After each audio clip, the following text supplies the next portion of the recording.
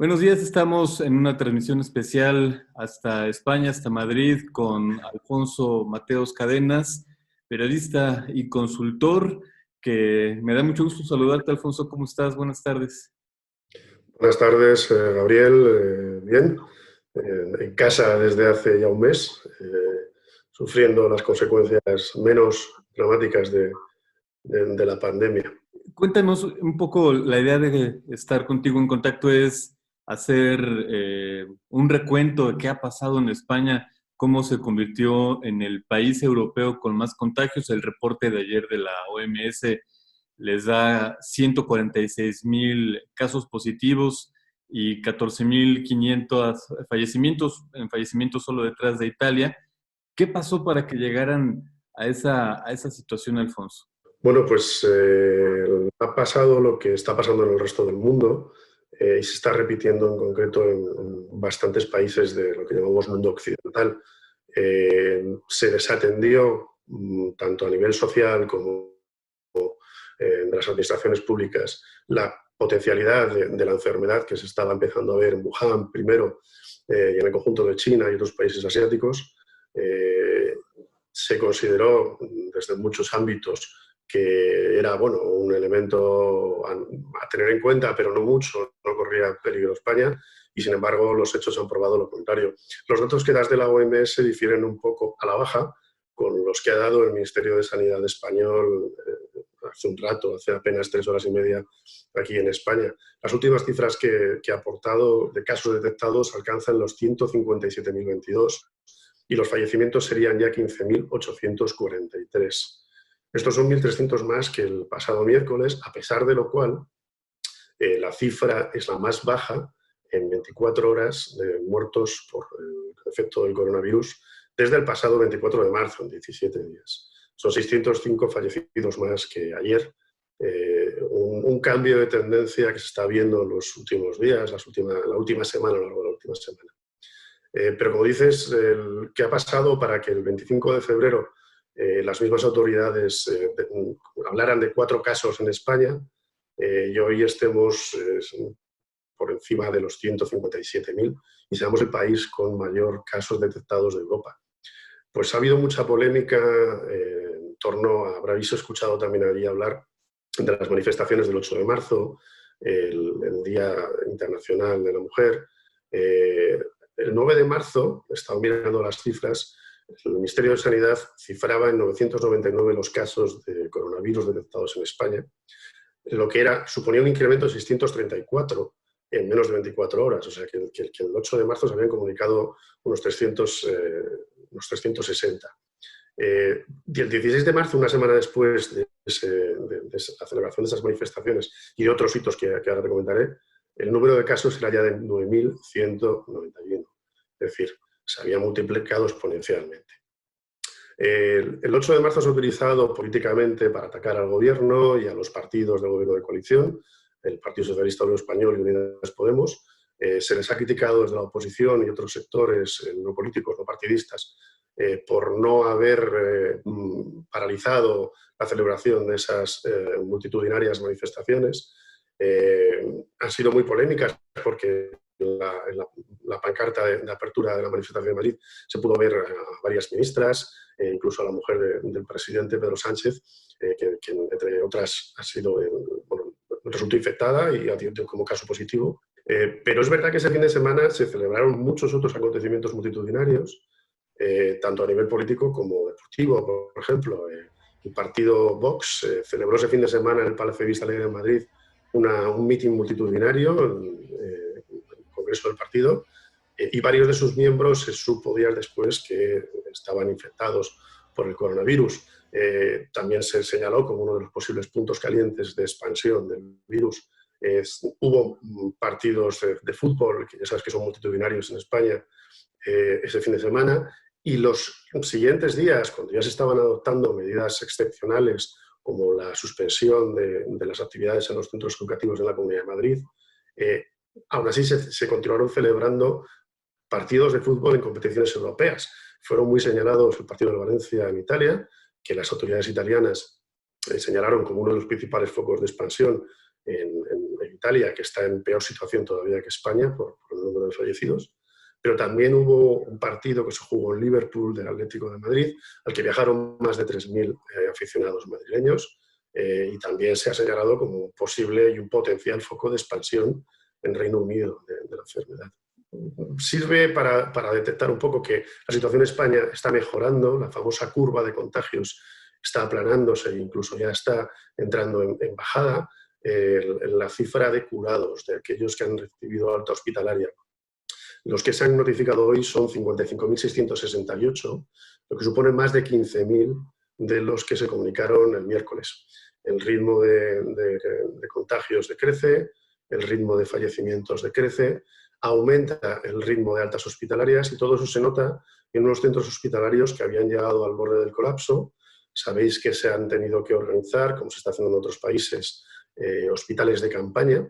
En la Comunidad de Madrid se hizo uno muy grande con la colaboración de la Unidad Militar de Emergencias en el espacio de lo que es la FEMA, el espacio de las ferias de la Comunidad de Madrid, precisamente para restar presión a los hospitales. También se han habilitado, en un gesto muy loable por parte de los empresarios hosteleros, hoteles en toda la Comunidad de Madrid y en otras partes de España, para trasladar allí a pacientes en estado leve, pero todavía que deben de ser tratados, incluso para acoger a ese personal sanitario que está movilizado, que está en primera línea en la lucha contra el virus y que se teme que por estar en peligro de contagio pueda ser asimismo transmisor del virus a familiares y personas con las que mantenga contacto cuando no esté trabajando. Entonces, ese es otro de los factores y los elementos más polémicos en España, el alto índice de contagios en el personal sanitario y la poca o las quejas por parte de este personal sanitario por el material que están recibiendo, material profiláctico, mascarillas, guantes, batas, etcétera, que aunque ahora parece que está ya distribuyéndose a un ritmo más satisfactorio, en las primeras semanas obligó a imágenes muy polémicas también, en las que los propios sanitarios utilizaban bolsas de basuras para fabricarse batas para poder atender a los enfermos. En cuestión de la vida cotidiana, me dicen que ya desde hace un mes están con las medidas de aislamiento social. ¿Cómo se aplican? ¿Cómo las viven ustedes? La policía, ¿hay elementos policíacos vigilando que se cumplan las medidas? ¿Hay restricciones? Ayer platicaba con una compañía periodista de Chile que nos comentaba un mecanismo que usan allá de tener que pedir permiso a las comisarías de policía para poder hacer salidas de domicilio. Cuéntanos. Pues mira, aquí en la Comunidad de Madrid, que es el mayor foco de infección del país, las primeras medidas se adoptaron precisamente poco antes del 8 de marzo. Se decretó el cierre de los centros de día para mayores, teniendo en cuenta que la población mayor es la más vulnerable a la afección. Pero el primer hito, por así decir, de impacto fue que se decretara el cierre de los centros escolares, desde las guarderías de niños pequeños hasta las universidades. Eso fue el 10 de marzo y trastocó absolutamente la vida de Madrid, porque los padres tenían que organizarse con los niños para quedarse en casa y automáticamente las empresas empezaron a aplicar las recomendaciones de teletrabajo, aquellas que se lo pueden permitir. Y comenzó entonces una escala de medidas excepcionales que llegó a su cenit con el decreto del estado de alarma el pasado 14 de marzo. Ese estado de alarma lo que establece es precisamente, otorga al gobierno las potestades para dar medidas excepcionales como el confinamiento social. Ese estado de alarma, en principio, el gobierno lo podía decretar durante 15 días y a partir de ahí necesita pedirle al Parlamento español, al Congreso de los Diputados, autorización para prorrogarlo por otros 15 días. Ayer, precisamente, se aprobó en el Congreso, en una sesión de casi 11 horas y bastante polémica, con rifirrafes importantes entre la oposición y los partidos de gobierno, la segunda de estas prórrogas. Ahora mismo lo tenemos fijado hasta el 26 de abril. Sin embargo, todo el mundo está dando por hecho que esas medidas de confinamiento derivadas del estado de alarma van a mantenerse, porque aunque la situación está mejorando, es evidente que en 15 días no vamos a poder salir a la calle a acudir a nuestros puestos de trabajo, los niños no van a poder ir a los colegios y mantener un ritmo de vida como el que estábamos llevando antes de la adopción de estas medidas. Lo que hay ahora mismo es una orden de confinamiento. La policía, los distintos cuerpos policiales de España, tanto las policías, la Policía Nacional, la Guardia Civil, las policías autonómicas y locales, patrullan por las distintas poblaciones y realizan controles tanto a los viandantes como a los turismos, a los vehículos que se están desplazando. Las órdenes permiten excepciones para aquellos trabajos que necesitan desplazarse, pues, un personal sanitario, etcétera, una serie de trabajos que se han dictaminado en esos decretos del Gobierno que se consideran excepcionales para garantizar el abastecimiento de productos básicos, de alimentación, etcétera, y lo que es la vida normal dentro de la situación de excepción que tiene el país. También se permite, por ejemplo, a los dueños de mascotas que tengan perros, sacarles brevemente para que hagan sus necesidades en el exterior. A diferencia de otros países, aquí no se permite salir a hacer deporte.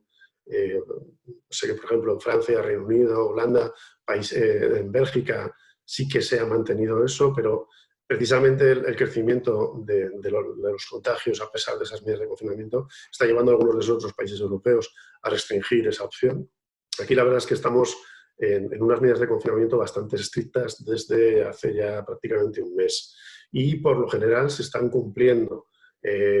A diario hay una rueda de prensa en la que responsables de distintos ministerios y también policiales informan de las actuaciones en las últimas 24 horas y los policiales en concreto ofrecen cifras relativas a las sanciones que han impuesto, incluso detenciones que se han producido de personas que no están cumpliendo estas normas de confinamiento. Pero realmente las cifras son, entre comillas, anecdóticas. El grueso de la población española está cumpliendo y eso está derivando en una cotidianidad que, por un lado, nos está llevando a un sentimiento mayor de comunidad. Desde hace semanas se ha generalizado que a las 8 de la tarde se sale a las ventanas y a los balcones de las casas a aplaudir en homenaje al personal sanitario y a todos los aquellos profesionales que continúan luchando contra la pandemia. Y ese momento es un momento en el que todos los vecinos, de alguna manera, confraternizan y muchos se ponen cara cuando habitualmente no tienen un trato entre ellos. Se han despertado además muchos movimientos solidarios desde el ámbito de la cultura, desde los propios vecinos. Una de las medidas de confinamiento impide ir a más de una persona a los supermercados a comprar comida y bienes de primera necesidad. Establece también que esos supermercados tengan un aforo limitado, se obliga a que haya unos espacios mínimos entre personas para en la cola para pagar y para adquirir esos bienes.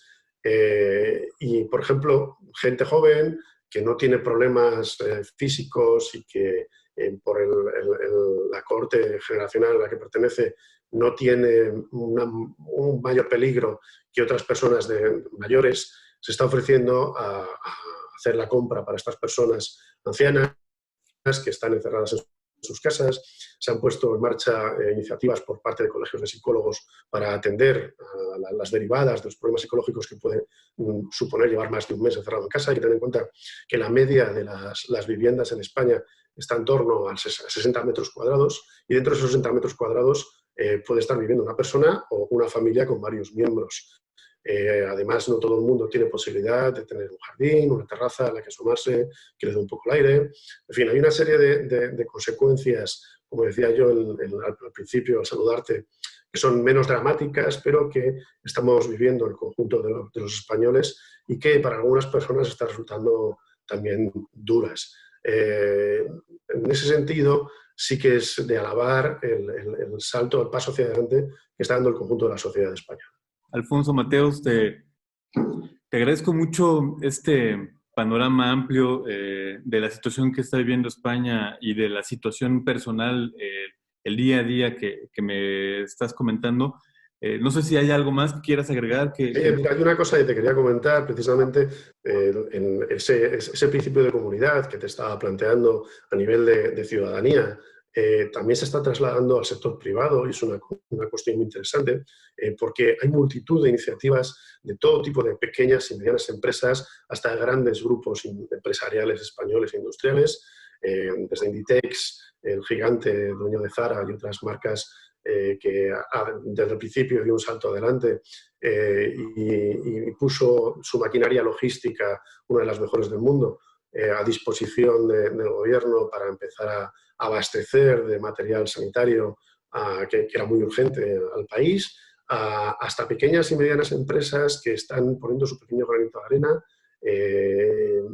No lo sé, también hay gente, por ejemplo, que tiene viviendas, es dueño de viviendas, que a sus inquilinos no les está cobrando el alquiler porque se han quedado en paro. Eso es otra de las derivadas dramáticas de esta situación, la crisis económica que está degenerando, porque el parón de la actividad económica ha llevado a un alza del desempleo tremendo.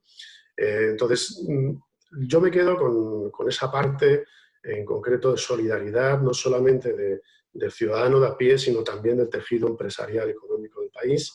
La verdad es que creo que se está imponiendo la idea de que después de esto va a haber otro mundo y, por tanto, va a haber también otra España en la que todos tenemos que actuar de otra manera, mirarnos mejor a nosotros mismos y mantener unas relaciones mucho más solidarias y fijando bienes comunes. Te lo agradezco mucho, Alfonso. Alfonso Mateos Cadenas, periodista ahora en cuarentena en Madrid y también consultor. Y esperamos platicar nuevamente en otras circunstancias en el futuro.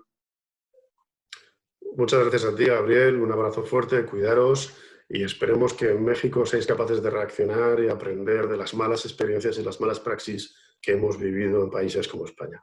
Un abrazo.